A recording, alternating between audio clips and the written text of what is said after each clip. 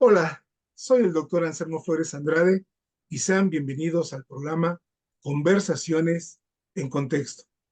Con motivo del Día Internacional de la Mujer, el día de hoy vamos a conversar sobre la representación política de la mujer en México. Y para ello tenemos como invitada a la doctora Erika Granados Aguilar, quien es doctora en Ciencias Sociales por la UAM Xochimilco, académica titular adscrita al Departamento de Sociología de la UAM Iztapalapa y actualmente coordinadora de la licenciatura en Ciencia Política de esa casa de estudios. La doctora Erika Granados es editora de la Revista Mexicana de Estudios Electorales, perteneciente a la Sociedad Mexicana de Estudios Electorales, SOME, y responsable del área de Mujeres y Género del proyecto de extensión comunitaria de la UAM. Asimismo, forma parte del comité académico de la Cátedra Francisco I. Madero. Doctora Erika, gracias por haber aceptado estar con nosotros. Anselmo, no, todo lo contrario, muchas gracias por la invitación y sobre todo el honor que me haces de presentarme el día de hoy, que para mí, para las mujeres es muy importante, te lo agradezco. Qué amable, Erika. Vamos a iniciar porque el tiempo es muy breve en este tipo de emisiones. Y, Erika, vamos a abordar un tema que, en mi opinión, apenas está siendo atendido por la ciencia política. Y el apenas me refiero a de 10 años a la fecha. eh, y es el acceso de las mujeres a los órganos de representación política de manera particular y el respeto de los derechos humanos, con lo que ello implica, de las mujeres en general. En ese sentido, ¿podrías decirnos cuál es el recorrido histórico que ha tenido la representación política de la mujer en nuestro país? Es decir, ¿cuándo inicia? ¿Cómo fue ese acceso? ¿Y en qué contexto político y social se dio? Te escuchamos, doctora. Sí, Anselmo, y fíjate, qué bueno que me haces esta pregunta porque es muy, muy importante.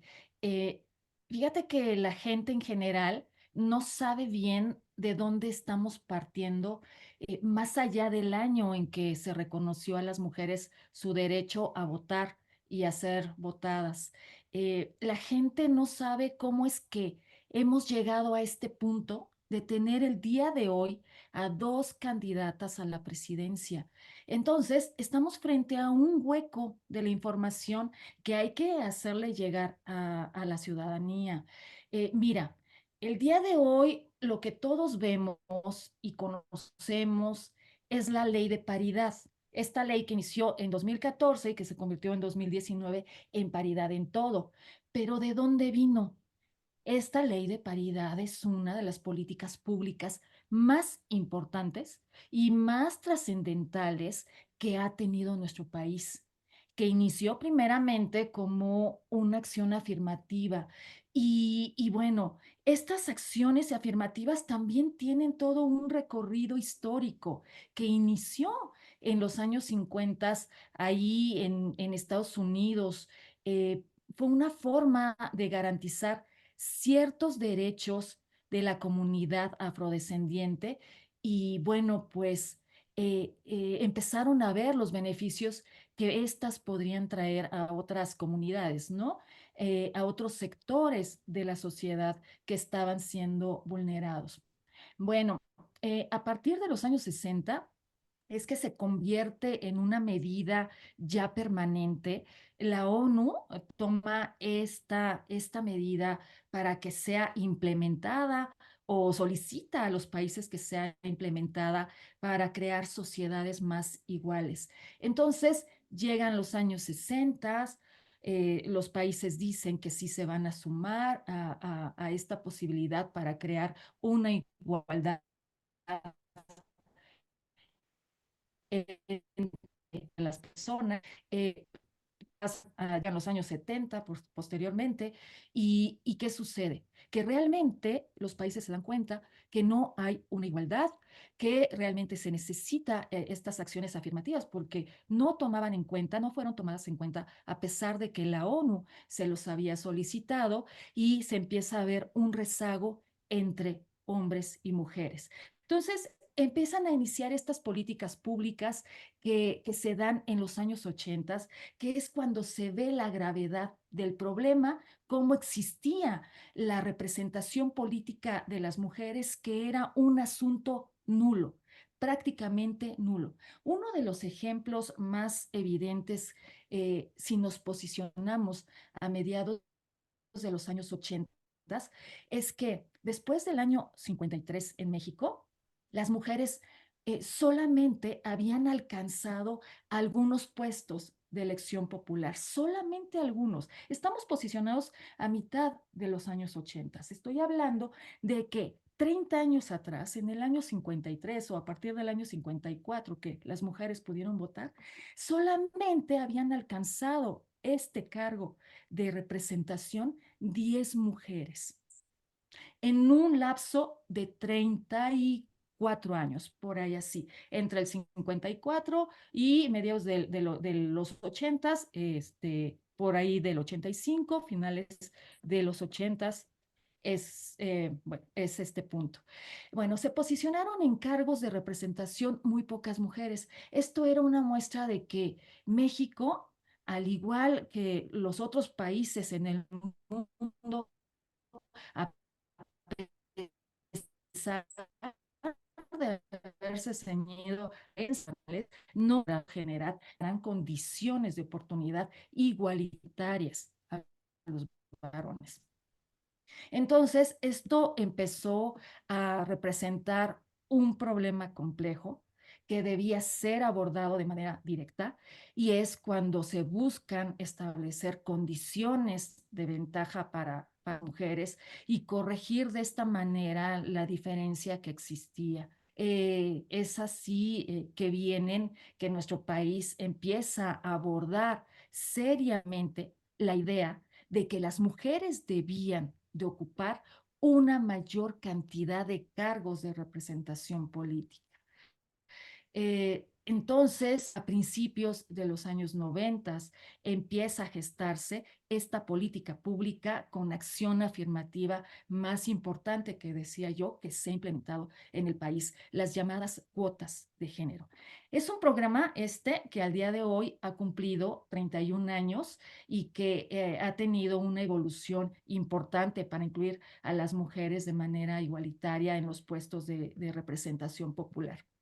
Bueno, entonces en México las cuotas de género tienen su origen en el año del 93, cuando por primera vez se hace un llamado a los partidos políticos. Esto nada más es un llamado para que incluyeran a mujeres en la postulación de puestos de representación, pero no había una indicación, o sea, no estaba reglamentado, solamente era esta parte de darles una recomendación. Los partidos lo dejaron al aire, no hicieron caso, y es cuando ya propiamente en el año de 96 viene una reforma electoral que es la que incluye por primera vez en la legislación electoral de nuestro país la acción afirmativa de las cuotas de género.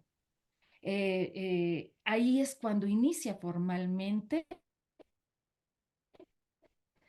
se da inicio a la política más relevante que hemos tenido en acciones afirmativas. Se establece el famoso 30-70, que es esta cuota que fue famosísima durante varios años y que después ya vino a aumentarse, ¿no? La cuota para las mujeres. Bueno, ¿qué sucedió? Que los partidos políticos empiezan a darle vueltas al asunto porque no querían que las mujeres, tener integrantes a las mujeres en las candidaturas para los puestos de representación. Y lo que hicieron básicamente fue dejarlas como suplentes en las fórmulas o ubicarlas en los últimos lugares de listas, estas listas plurinominales. Entonces, el asunto era dificultarles a las mujeres este acceso y lo lograron, ¿eh? Vinieron movimientos sociales que pudieron hacer toda esta parte que también recordará la audiencia, se llamaba el techo de cristal, y decían estos movimientos de mujeres que había que romper este techo de cristal. Bueno, entonces llega siguiendo, era el año de 2002, 2003, es la reforma 2002 electoral, eran en el segundo lugar en la fórmula si no vinieran dos mujeres en la fórmula, tanto. Entonces, esa reforma vino a meterle un candado a la parte a los partidos y se quedó hasta ese. Bueno, después, de manera posterior, llega la reforma de 2007 y aquí se da un incremento a la cuota de género, también es una reforma importante, se pasa del 30% al 40%, es decir, ya era 40% para mujeres y 60% para varones. O viceversa, cosa que nunca se dio, ¿verdad? Anteriormente se decía, también los hombres pueden quedar en este 40 y las mujeres en el 60, pero pues nunca se sucedió. Y bueno, ya finalmente, ya casi para llegar a la actualidad, en el año de 2014 se manifiesta el mayor avance de acción afirmativa que hubo en esta parte de las cuotas. Ahora estas tenían o habían escalado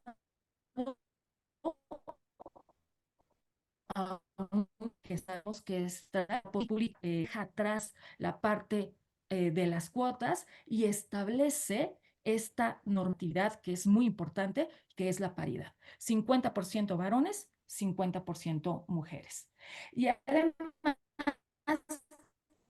ya no tan, sino que se iba a elevar o se elevó a un rango constitucional. Esto fue un avance importantísimo que no quedó hasta ahí, afortunadamente.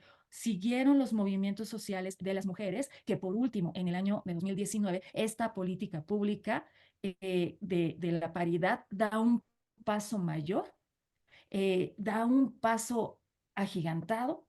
La paridad ahora no solamente iba a quedar en la postulación de candidaturas a puestos de elección popular, sino que ahora iba a ser una ley de paridad en todos, en todos los puestos de representación de cualquier orden legislativo, judicial, en los tres niveles de gobierno federal, estatal, municipal. Ahora tendrían que ser ocupados estos cargos por la mitad mujeres y la mitad varones. Esta ley bien se iba y ya está elevada a rango constitucional. Es el mayor avance que hemos tenido a lo largo de 31 años, que fue cuando inició la parte de las reformas electorales, la orientación política de las mujeres al 24. Van 31 años, Anselmo.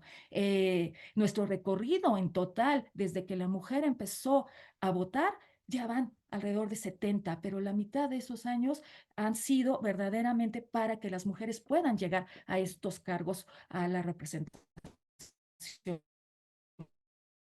política.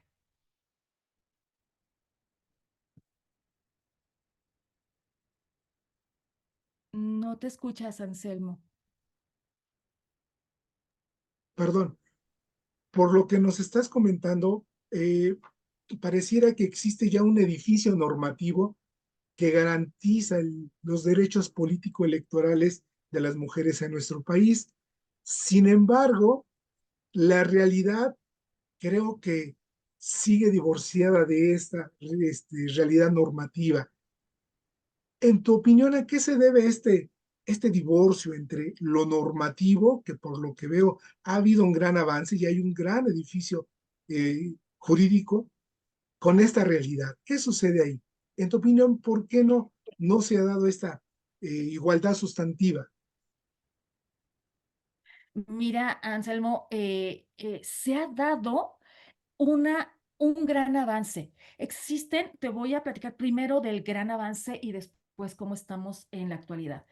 Existen las condiciones en el camino para llegar a un punto que ya este camino ha sido, digamos que allanado.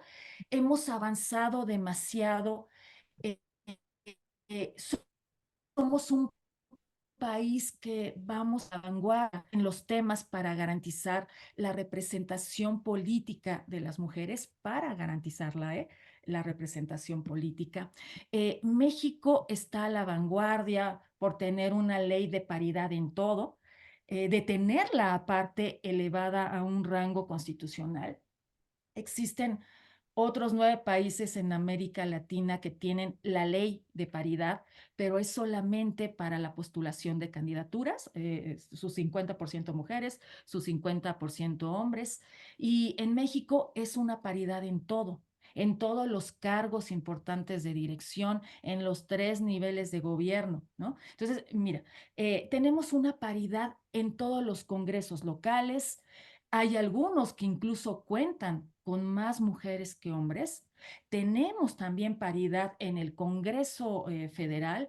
Hay paridad en las presidencias de las comisiones en la legislatura actual federal. Los partidos, todos los partidos cuentan con paridad en sus comités, tanto nacionales como estatales, excepto es el único comités. Y bueno, así te podría contar, ¿no? Hay casos muy particulares en los estados, como es el estado de Colima o el estado de Quintana Roo, donde tienen una mujer gobernadora, tienen una paridad en el Congreso, donde sus municipios, la mayoría, esto es muy importante, la mayoría están gobernados por mujeres, es decir, todo el territorio de esos estados en su mayoría están en manos de mujeres. O bueno, otro ejemplo podría ser también el Estado de México, tiene una gobernadora, hay paridad también en el Congreso, en el Instituto Electoral, que también es importante la cuestión de los institutos electorales. Todas las mujeres en el Instituto Electoral del Estado de México, todos los consejeros son mujeres, excepto uno, e incluso la presidencia está en manos de una mujer, ¿no?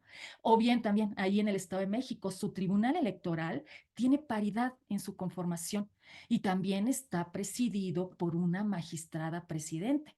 Entonces, son ejemplos que te estoy dando para que se pueda ver, para que el auditorio pueda saber que hemos ido avanzando, que hemos avanzado demasiado, que no han sido en vano esos 30 años que comentaba anteriormente, para que el día de hoy tengamos esta representación importante de mujeres y además de ello, ahora 2 candidatas presidenciales, las 2 potenciales para llegar al puesto de presidente, ¿no? Pero bien, ¿qué sucede? ¿Qué pasa? Hablaba yo de la base territorial nacional, de la parte subnacional, los municipios.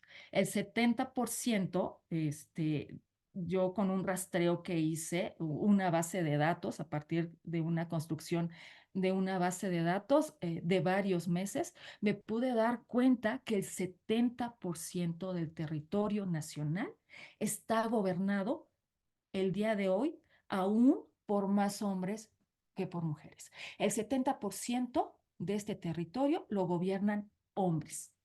Esto es, la mayor cantidad de nuestros municipios está en manos de varones. Esto es un indicador fuerte. Uh-huh.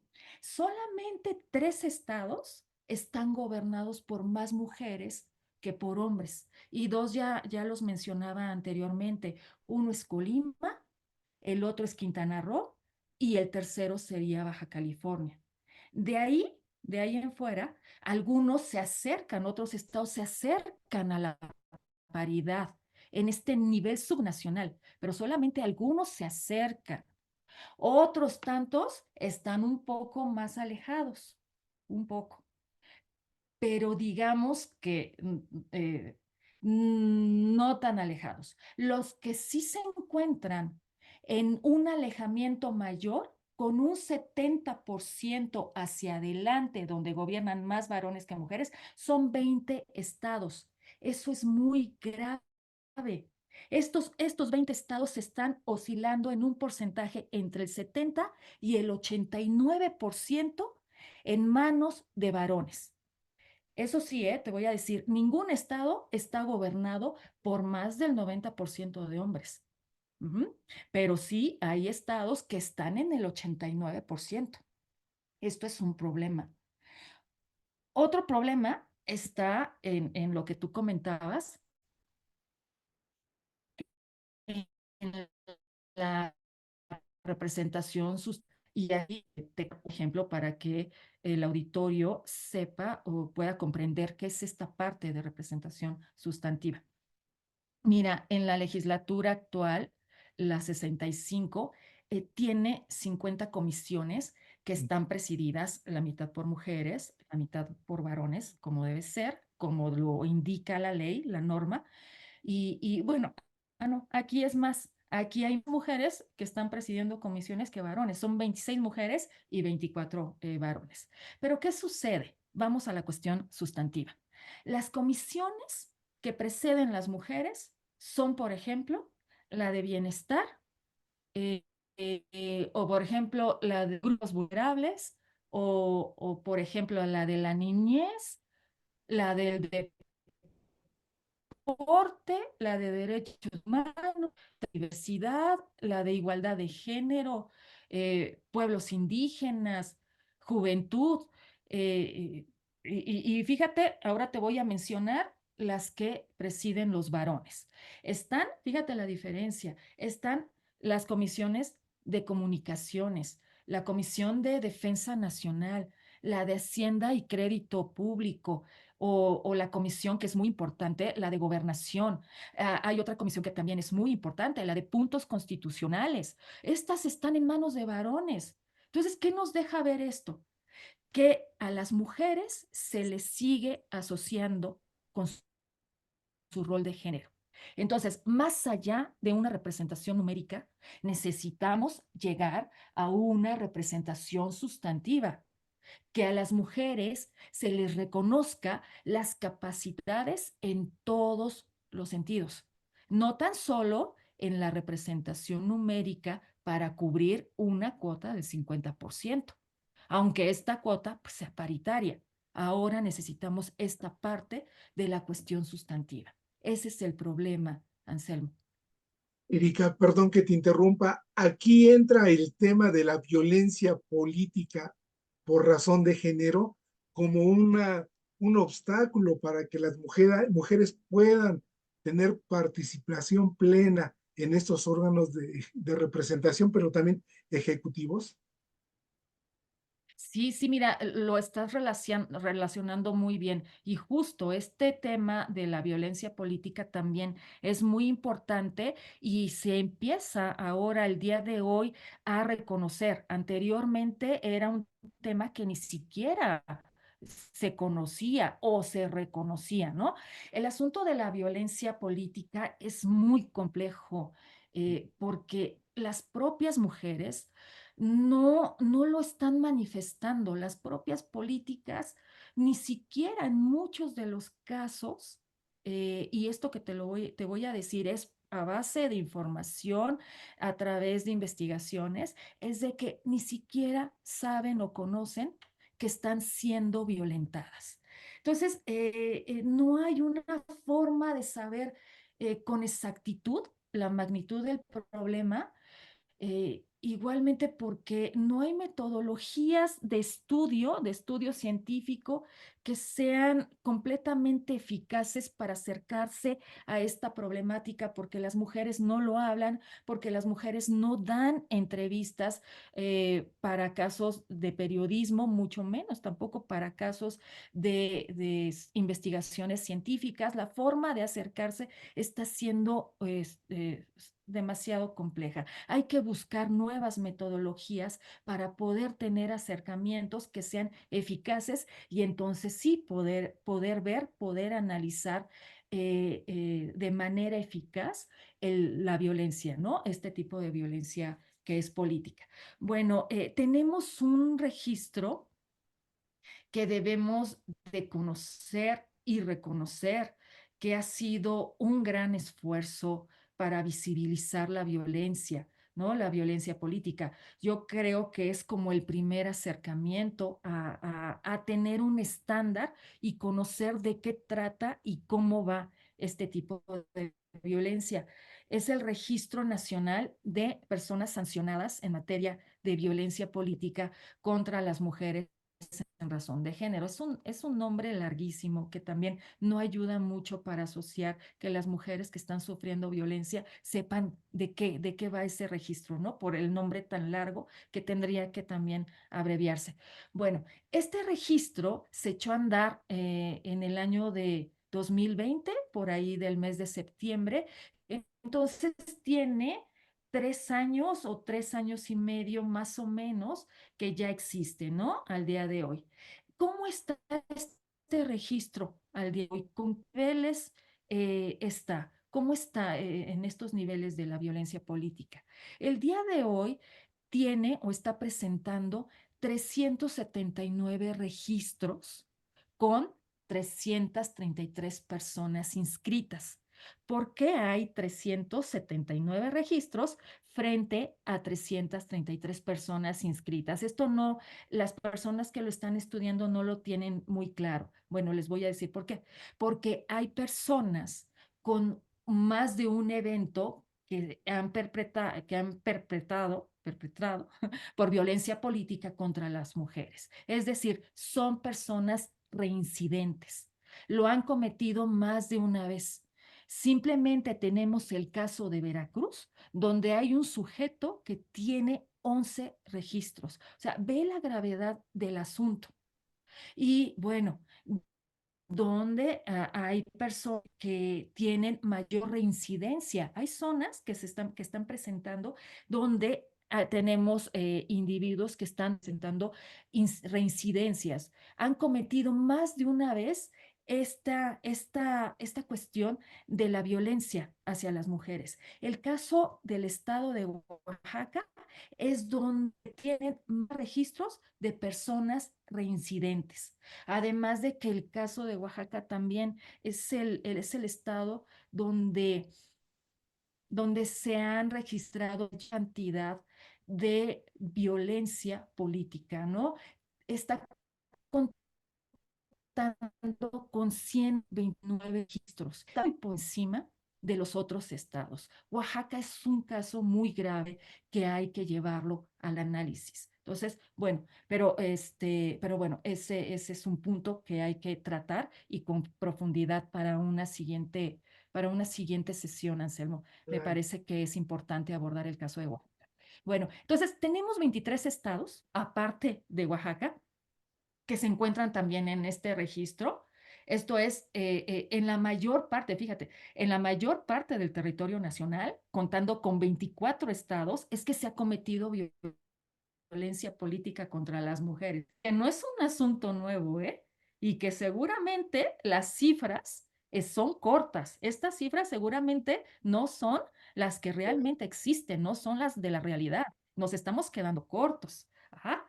Ahora, también otra cosa, hay que mencionar, y esto me parece muy interesante, hay que mencionar los estados que no se encuentran en este registro. Son estados como Aguascalientes, Colima, Durango, Estado de México, Nuevo León, Sinaloa, Tlaxcala y Zacatecas. Ninguno de estos estados se presenta en ese registro. Pero ¿qué sucede? Yo no creo, realmente no creo que, por ejemplo, Aguascalientes o Nuevo León o Tlaxcala que no hayan tenido o no se haya perpetrado un tema de violencia. Los estados donde predominan mayor cantidad de hombres gobernando a nivel municipal, más del 70%. Simplemente estos tres estados están gobernados en su territorio, en la base territorial, por más varones que mujeres. Entonces no creo que no exista violencia. Ujú. Entonces, a mí me parece increíble que en un lugar que dominantemente gobiernan varones no haya violencia. Ajá. Porque además, los datos que nos arroja este registro es en el ámbito donde se comete mayor violencia política no es el ámbito federal, tampoco es el ámbito estatal, sino es el ámbito municipal. Es donde se presenta el mayor porcentaje. Y entonces, que estos tres estados que estaba yo mencionando, Aguascalientes, Nuevo León o Tlaxcala, no tengan violencia, ahí también hay que ver qué sucede, porque no se ha registrado ningún caso, ¿no? Ahora, también hay que decirlo, y esto es importante para que lo conozca y lo sepa bien la gente. También hay casos de mujeres que han ejercido violencia. De estas 333 personas inscritas en este registro, 66 son mujeres y la mayoría pertenece nuevamente al estado de Oaxaca. Que por cierto, la mayor cantidad de víctimas provienen de la comunidad indígena, ¿no? Entonces, esto nos da también un indicador importante. Entonces, podemos ver que el problema es grave y que seguramente estas cifras están muy, o muy por debajo de la realidad. Pero también hay que hacer concientización en las propias mujeres para que manifiesten estos casos, para que las políticas no se queden calladas, para que lo hablen. Es difícil que se abran a los estudios para manifestarlo.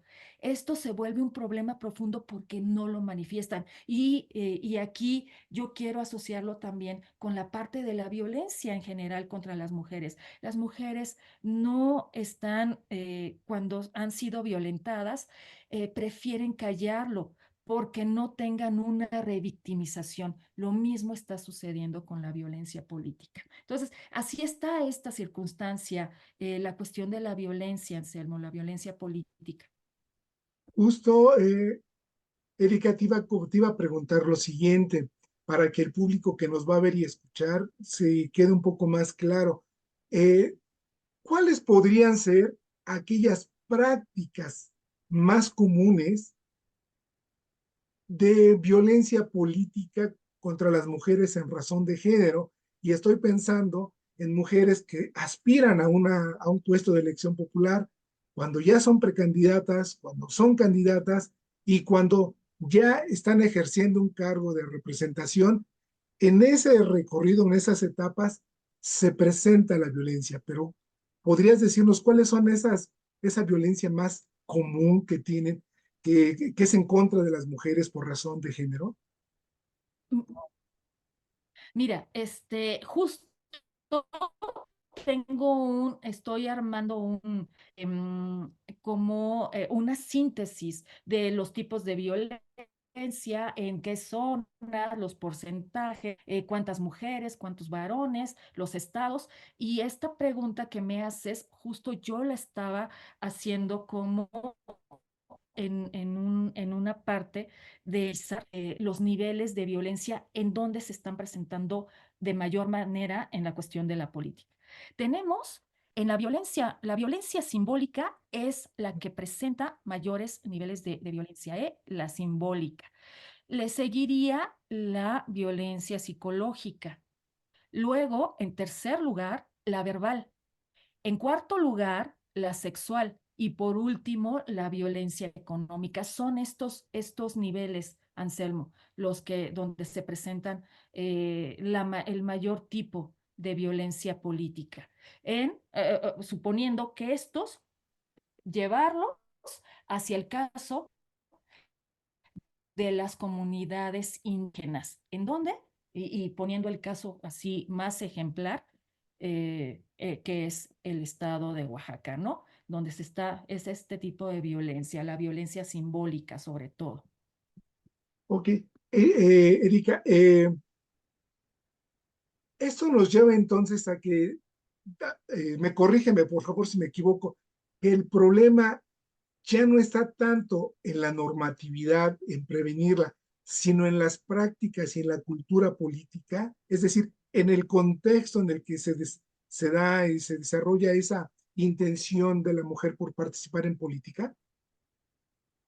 Bueno, es que este problema viene de raíz. O sea, realmente el problema de la violencia contra las mujeres, ya no hablemos de violencia política, viene de raíz. Entonces, si estamos viendo que las propias mujeres también están violentando, que las propias mujeres son mujeres de zonas donde ellas se presentan como mujeres fuertes, son presidentas municipales en zonas como Oaxaca, son mujeres fuertes, pero a la vez están ejerciendo violencia contra otras mujeres, entonces quiere decir que el problema es de raíz.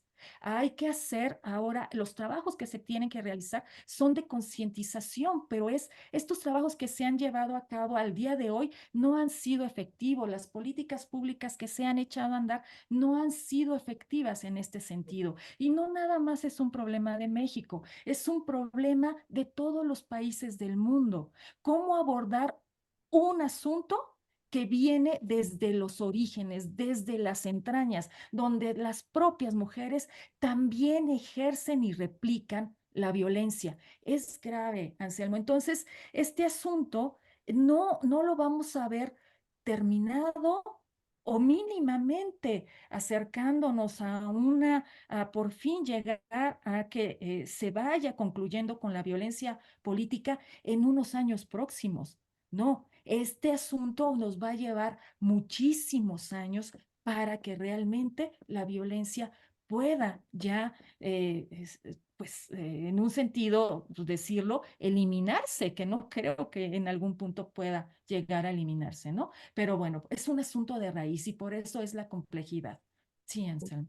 Ok, entonces, en tu opinión, en este momento, 2024, ¿existen las condiciones institucionales y normativas en nuestro país para la participación plena de las mujeres en política, Erika?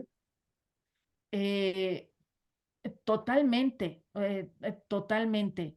Mira, el día de hoy tenemos a dos candidatas que van a llegar, alguna de ellas, lo más probable es que alguna de ellas llegue a la presidencia. No podemos desconocer que existe un candidato varón, y que pudiera remontar, ¿no? En las preferencias electorales y que pudiera ser el presidente. Aunque eso es un caso que verdaderamente pues, tiene es difícil, ¿no? Tiene escasas posibilidades de que así sea. Bueno, em, en América Latina hay 13 mujeres o ha habido 13 mujeres que han llegado a la presidencia y vienen a partir de 10 países. Ajá. Hay dos países, que es Argentina y que es Bolivia, que digamos que tienen la particularidad de que han tenido dos presidentas, ajá, en su haber. Ujú. Bueno, México se encuentra entre los 9 países, fíjate, hay 10 países que ya tuvieron presidentas frente a 9 países en América Latina que no la han tenido, y México está en estos índices, ¿eh? En el índice de que no ha tenido presidentas, estos 9 países. Entonces, ya estamos, nosotros, México ya está posibilitado institucionalmente y también por reglamentación para que una mujer pueda llegar al cargo más alto, a la presidencia. Y no tan solo eso, hay más, estos datos del día de hoy, a partir de esta ley de paridad en todo, ¿qué ha generado? Que además de que nosotros tengamos la posibilidad de tener una presidenta que llegara al cargo, también tenemos la posibilidad de que existan más gobernadoras. Al día de hoy tenemos 9 gobernadoras. Ujú. Están en disputa 9 estados, donde existen 15 candidatas.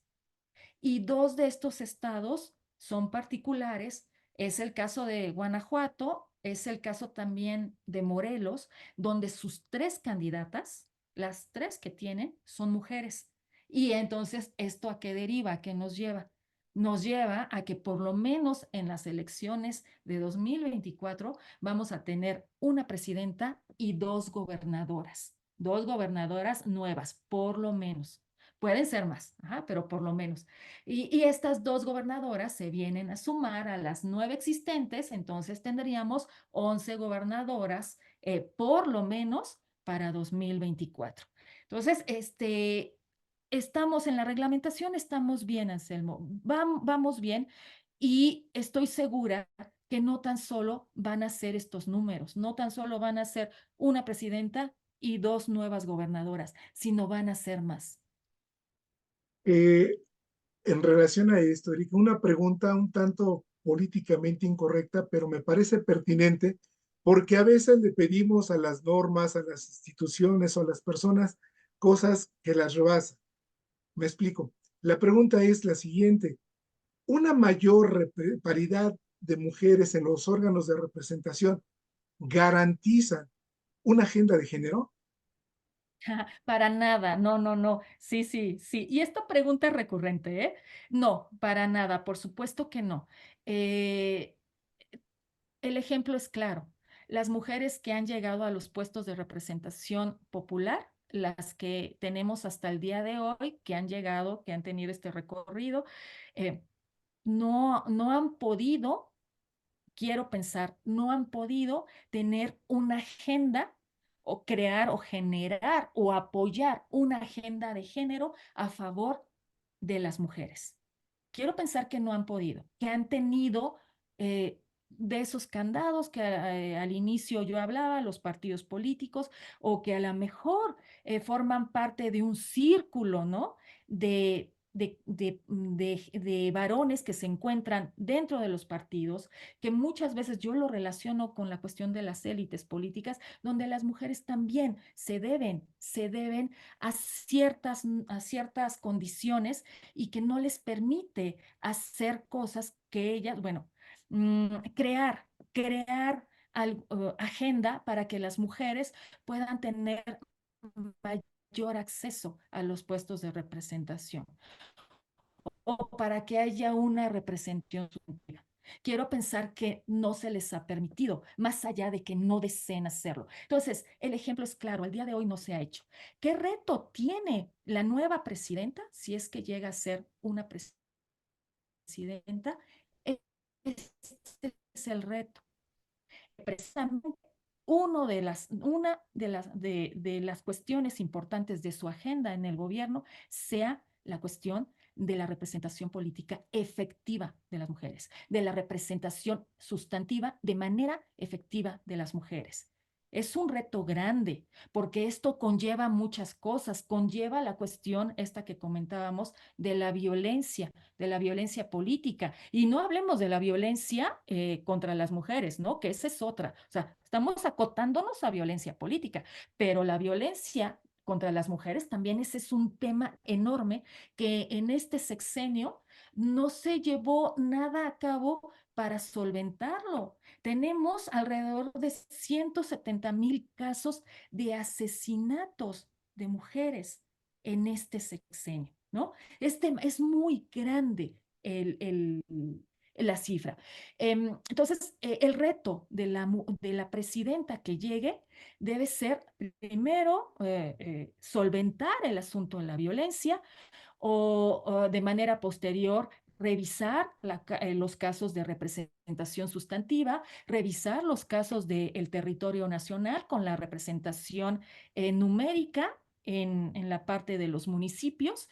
Y bueno, o sea, el asunto, la agenda es grande para la nueva presidenta.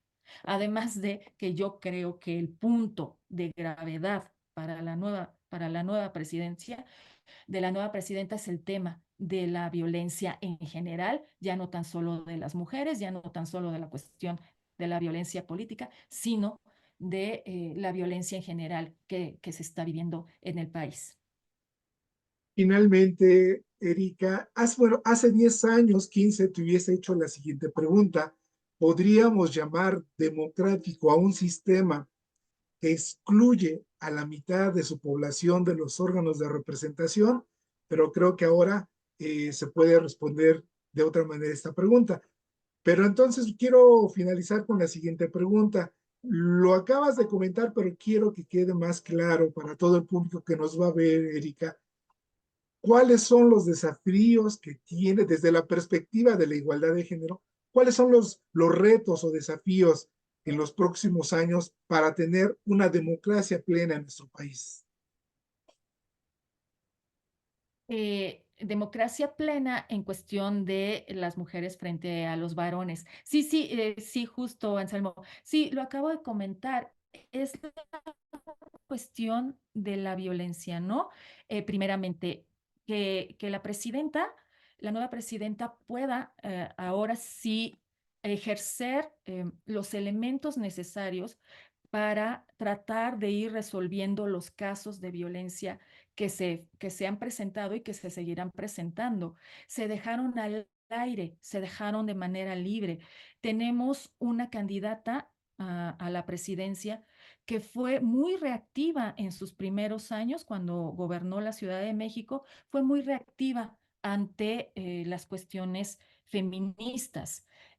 Un tanto las atacaba de manera directa. Esperemos que al día de hoy sea diferente el tema de agenda que pueda abordar hacia las mujeres, que ahora, en este caso, si esta, esta candidata llega a la presidencia, entonces sí, en lugar de ser reactiva, sea empática con estos temas, sobre todo con la violencia en general, que es el problema más grande que tienen las mujeres al día de hoy.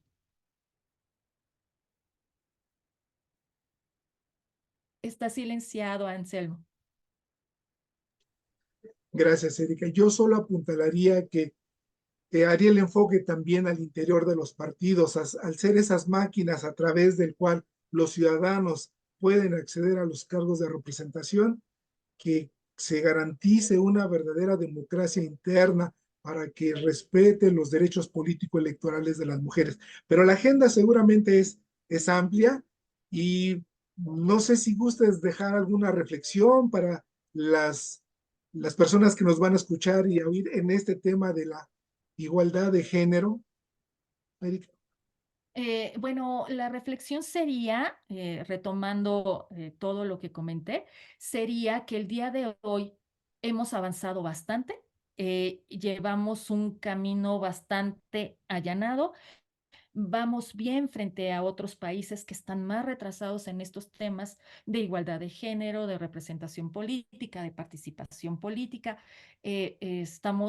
Vamos, o podemos pensar que somos un país a la vanguardia, pero que simplemente necesitamos ahora orientarnos hacia otras vías. Ya hemos caminado bastante, tenemos una efectividad en varias cosas, en una reglamentación que ha sido muy buena con la cuestión de la paridad en todo, pero ahora tenemos que virar hacia otros horizontes, en que realmente esta representación numérica que no está completamente dada en el país, ahora se vuelva en representación sustantiva y no dejar de lado el caso de la violencia contra las mujeres.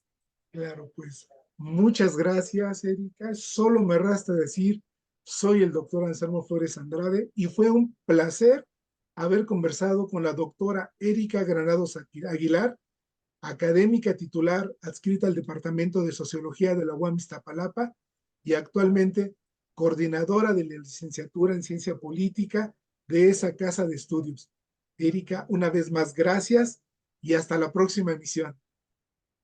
Gracias, Anselmo, y gracias por este día habérmelo brindado para la entrevista. Hasta luego. Hasta luego.